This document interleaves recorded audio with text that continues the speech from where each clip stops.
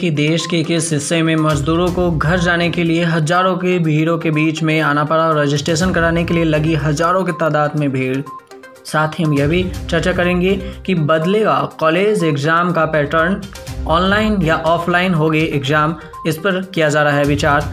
और हम ये भी चर्चा करेंगे कि इग्नू यूनिवर्सिटी ने भी अपने नए डेट शीट के बारे में बताया है। साथ ही हम ये भी बताएंगे कि ICSI CA का एग्ज़ाम कब और उन्होंने जो ऑनलाइन कोर्सेज़ की व्यवस्था की है वो कैसे आप कर सकते हैं फ्री ऑफ कॉस्ट। साथ ही हम यह भी चर्चा करेंगे कि कौन से देश ने कोरोना के टैबलेट को बनाने की दावा कर लिया। साथ ही इसके साथ ये भी होगी कि आज अम्फान तूफान भारत के कई हिस्सों को टकरान कर प्रभावित करने वाला है। मौसम विभाग ने ऐसे सूचनाएं जारी की है। साथ ही दुनिया में कोरोना मरीजों की संख्या में कितनी बढ़ोतरी हुई, साथ ही भारत में कितने कोरोना मरीजों की संख्या हुए। इसके साथ साथ हम ये भी चर्चा करेंगे कि लॉकडाउन 4 के शुरुआती दौर में कौन से रूल बदले और कौन से नहीं, कौन से आपको प्रभावित करेगा और कौन से नहीं। शाहिद अफरीदी ने ऐसा क्या कह दिया कि पीएम मोदी पर कहने के बाद भड़क गए भारतीय क्रिकेटर और नेता। साथ ही हम ये भी चर्चा करेंगे कि शेयर बाजारों को राहत पैकेज से नहीं हुआ फ़ायदा, कितनों को हुआ नुकसान। प्रियंका गांधी ने ऐसा क्या ट्वीट किया कि योगी आदित्यनाथ को बोलना पड़ा कि आप भेजिए बसें और मैं उसके लिए दे रहा हूँ सहमति। ऐसी तमाम बड़ी खबरों पर आज हम चर्चा करेंगे। आप हमारे साथ जुड़े रहें और MCM न्यूज़ अपडेट्स देखते रहें। तो आइए नज़र डालते हैं आज के सबसे सुपर फास्ट बुलेटिन पर। आज से 31 मई तक लागू लॉकडाउन 4-3 के बदले 5 जोन में बांटे जाएंगे प्रभावित इलाके। रेड, ग्रीन और ऑरेंज जोन के साथ साथ 2 नए जोन, बम्फर और कंटेनमेंट जोन। राज्यों को इसका अधिकार, हॉटस्पॉट्स में सख्ती बरकरार। आपसी सहमति से 2 राज्यों के बीच बस चलाने की मंजूरी, लेकिन विमान सेवा और मेट्रो को इजाज़त नहीं। धार्मिक संस्थान भी रहेंगे बंद, हॉटस्पॉट्स इलाकों में जारी रहेगी सख्ती।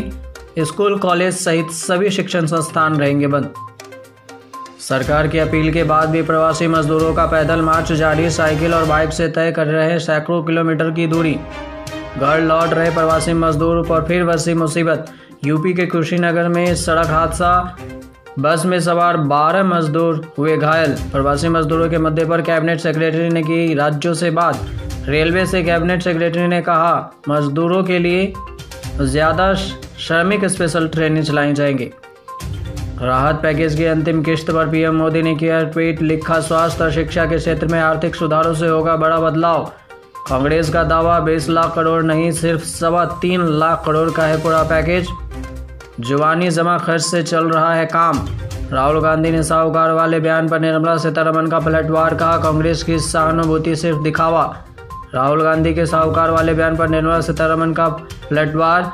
उसके बाद उन्होंने प्रेस कॉन्फ्रेंस में भी किया जोरदार प्रहार।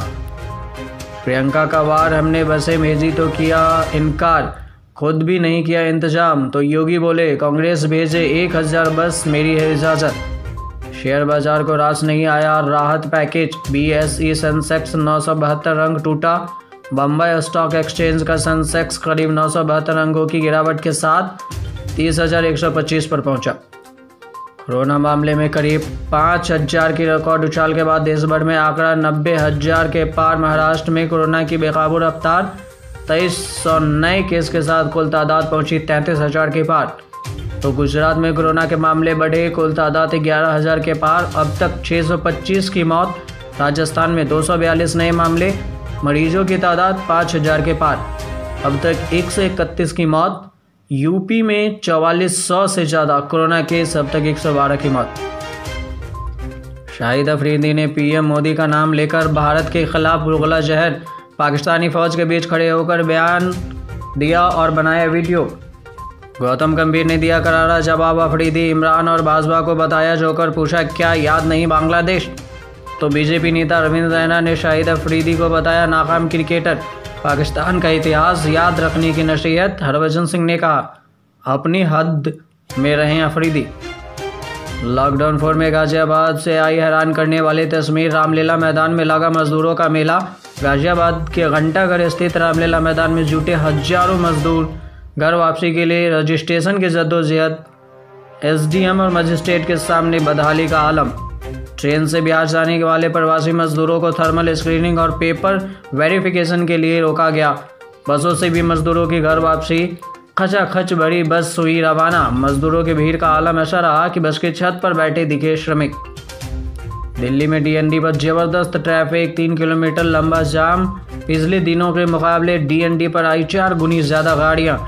पुलिस सिर्फ पास वालों को दे रही है एंट्री। लॉकडाउन 4 में छूट मिलने की गलतफहमी होने के बाद निकले लोग।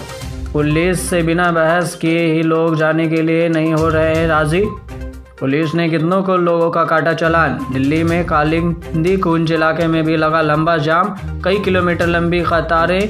दिल्ली के पड़पड़गंज में जुटे हजारों मजदूर दिखे परेशान, घर वापसी के साधन नहीं। लॉकडाउन 4 की हुई शुरुआत, लेकिन सोनीपत से आई दिल को झकझोर देने वाली तस्वीरें। पुलिस से बचने के लिए प्रवासी मजदूरों ने खेतों में डाला डेरा। यूपी के हरदोई से हरियाणा जा रहे मजदूरों को बॉर्डर पर यूपी और हरियाणा की पुलिस ने रोका। जहां से आए वहीं जाने की दी नसीहत। तो हुबली में खुली सैलून, लेकिन बहुत कम लोग सैलून पे दिखे। तो जयपुर में खुली मिठाई की दुकान, लेकिन दुकान पर आने से बचे ग्राहक। बांग्लादेशी डॉक्टर ने ढूंढा इलाज, 60 कोरोना मरीजों पर टेस्ट, सब हुए ठीक। बांग्लादेश की एक मेडिकल टीम ने किया दावा, 2 दवाओं के कॉम्बिनेशन से कोरोना मरीजों में हो रही है तेजी से सुधार। मरीजों को एवरमेक्सिन और डाइक्लोसिलिन नाम की दवा दी गई। 1 से 15 जुलाई तक होगी सीबीएसई 10वीं और 12वीं की परीक्षा। डेट शीट जारी। 12वीं की परीक्षाएं 1 जुलाई से 15 मई के बीच होंगी।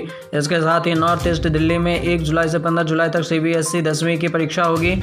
मानव संसाधन विकास मंत्री रमेश पोखरियाल निशंक ने डेट शीट की जारी। 6 साल पहले एडिशन बीमारी का शिकार हुई थी सुष्मिता सेन, सुनाई आपबीती। एडिशन बीमारी से एक्ट्रेस को हुए थे प्रभावित। एक्ट्रेस ने वीडियो शेयर कर बताया कि कैसे उन्हें बीमारी से दी थी मात। लिखा, सितंबर 2014 में जब मुझे पता चला कि मैं एक तरह से ऑटो इम्यून कंडीशन एडिशन बीमारी से ग्रस्त हूँ, तो ऐसा लगा जैसे मैं इससे लड़ने में अक्षम हूँ। ICSI का free online crash course institute of company secretary of India ने 2020 CS एग्जाम के लिए मुफ्त ऑनलाइन क्रैश कोर्स का किया ऐलान। फाउंडेशन, एग्जीक्यूटिव और प्रोफेशनल कोर्सों के लिए 2 जुलाई तक क्लास चलेंगे। क्रैश कोर्स का शेड्यूल भी हुआ जारी। ज़्यादा जानकारी के लिए ICSI वेबसाइट पर भी जाकर प्राप्त कर सकते हैं। बदलेगा कॉलेज एग्जाम का पैटर्न, छात्रों की मार्केटिंग इंटरनेशनल असेसमेंट के आधार पर करने को कहा गया। परीक्षा की अवधि 3 घंटे से घटाकर 2 घंटे का किया गया सुझाव। ज़्यादातर यूनिवर्सिटी ऑनलाइन एग्जाम कराने पर कर रहे हैं विचार। Indira Gandhi national open university ने भी जून 2020 टर्म एंड एग्जाम को स्थगित करने का लिया था फैसला, लेकिन फिर से जारी किया नया शेड्यूल। लॉकडाउन को देखते हुए टालने का लिया था फैसला, लेकिन इग्नू की ओर से फैसला को बदलने के बाद नए डेट शीट जारी करने से पहले बताया कि छात्रों को कम से कम 15 दिन पहले कर दिया जाएगा सूचित। RRB ALP टेक्नीशियन के उम्मीदवारों को नहीं मिली नियुक्ति। रविवार को आखिर कब होगी ज्वाइनिंग, ट्विटर पर ट्रेंड करने लगा। अब तक इस हैशटैग के साथ 1,26,000 से ज़्यादा ट्वीट किए गए हैं। रेलवे भर्ती बोर्ड के परीक्षा के 21 रीजनल बोर्ड द्वारा ALP टेक्नीशियन की भर्ती साल 2018 में निकली थी। ऐसी तमाम ज़्यादा जानकारी और